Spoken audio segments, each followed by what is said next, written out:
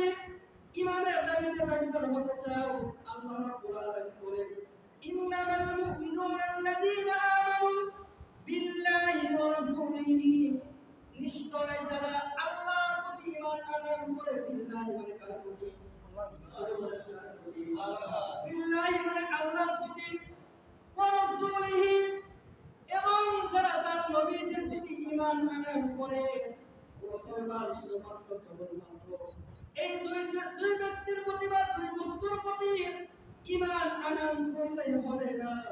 আল্লাহ রাব্বুল আলামিন বলেন, বিল্লাহি ওয়া রাসূলিহি সুম্মা লাম ইয়ারতাবু, অথবা যারা এই ঈমান আনয়ন করার পরে ঈমানের উপরে মজবুতভাবে অটল থাকে বা দৃঢ় থাকে।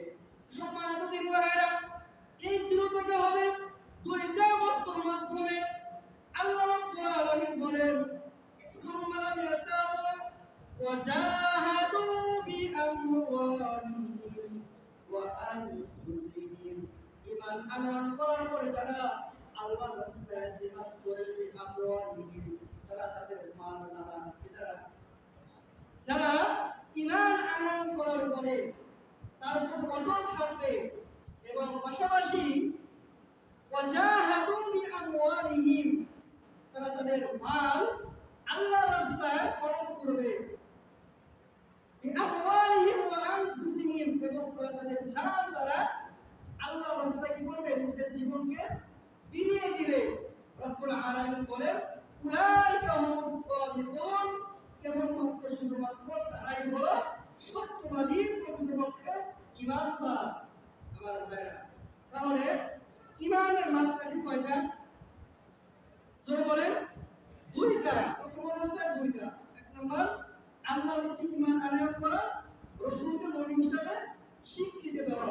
এরপরে তার উপরে অটল থাকা। অটল থাকার পরে আমরা আমাদের দুইটা বস্তুর মাধ্যমে সেটাকে প্রকাশ করব।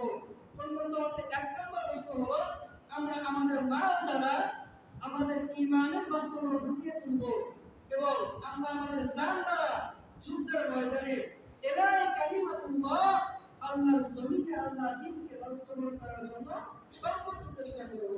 তাহলে এই দুইটা বস্তু যদি আমরা আমাদের ভিতরে থাকে, আল্লাহ রাব্বুল আলামিন বলেন, উলাইকা হুমুস সাদিকুন, কেবল শুধুমাত্র তারাই হলো ঈমান